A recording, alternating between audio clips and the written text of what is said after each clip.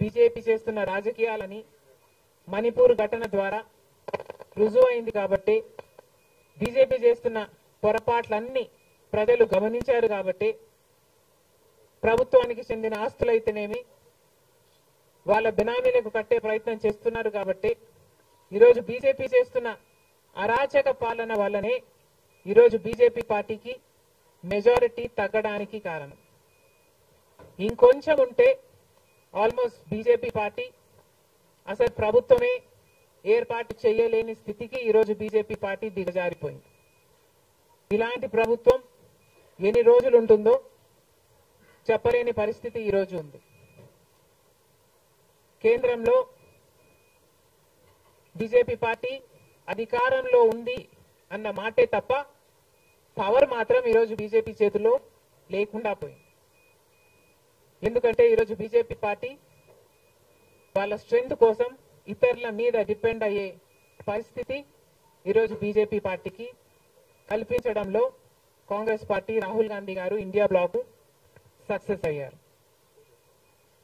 దేశవ్యాప్తంగా ఇది పరిస్థితి అయితే, ఇక రాష్ట్రంలో చంద్రబాబు గారు కూటమి, పవన్ కళ్యాణ్ గారు బీజేపీతో కలిసి ఇక్కడ ప్రభుత్వం ఫామ్ చేయడం జరిగింది.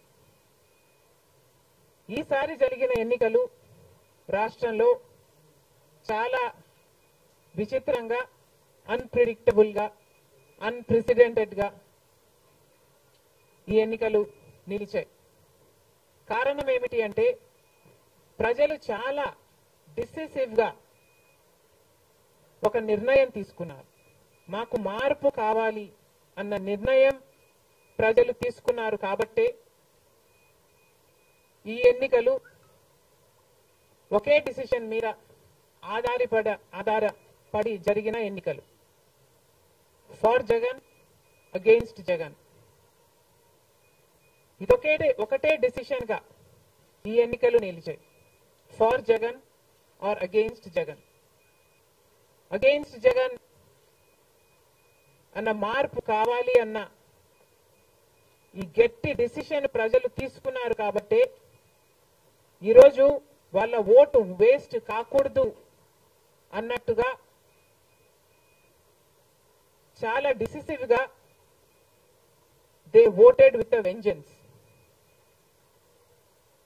For change. ఇది అవునన్నా కాదన్నా ఇది వాస్తవం. కేవలం అంత గట్టి నిర్ణయం ప్రజలు తీసుకుని మార్పు కావాలి అన్న అంత గట్టి డిసిజన్ తీసుకున్నారు కాబట్టి ఇన్ ద ప్రాసెస్ ఈరోజు కాంగ్రెస్ పార్టీ కూడా అనుకున్న మేరకు పర్ఫార్మ్ చేయలేకపోయింది. కాంగ్రెస్ పార్టీ కూడా కేవలం నెల రోజుల ముందు సర్వే చేస్తే Congress party vote share between 6 to 7% ఉంది. దాన్ని మేము కష్టపడి పనిచేస్తే నేనే స్వయంగా 64 కాన్స్టిట్యుయెన్సీల్లో క్యాంపెయిన్ చేయడం కూడా జరిగింది. వీటన్నిటితో కనీసం 8% దాటుతుంది అని కాంగ్రెస్ పార్టీ ధీమాగా ఉంటే అది కూడా జరగలేదు. కారణం ఏమిటి అంటే, ప్రజలు చాలా డిసిసివ్ గా వాళ్ళ ఓటు వేస్ట్ కాకూడదు, ప్రభుత్వం ఎలాగైనా మారాలి, మేము మార్చాలి అన్న డిసిషన్ తీసుకున్నారు కాబట్టి ప్రజలు కాంగ్రెస్ పార్టీకి కూడా ఓటు వేయడానికి ఆలోచన చేయడం జరిగింది. ఏది ఏమైనా కాంగ్రెస్ పార్టీ ప్రజల గుండెల్లో స్థానం సంపాదించుకోవడం మొదలుపెట్టింది. ఇది ఇలాగే అంచెలంచెలుగా పెరుగుతూ పోతుంది. రాహుల్ గాంధీ గారి నాయకత్వంలో మేమందరం కూడా కష్టపడి పనిచేయడానికి సిద్ధంగా ఉన్నాం. అటు కేంద్రంలోనైనా ఇటు రాష్ట్రంలోనైనా కాంగ్రెస్ పార్టీకి మంచి భవిష్యత్తు ఉంటుందని, 2029 కల్లా మేము ఒక మంచి పొజిషన్లోకి రాగలమని నమ్మకం మా అందరికీ ఉంది. ఈరోజు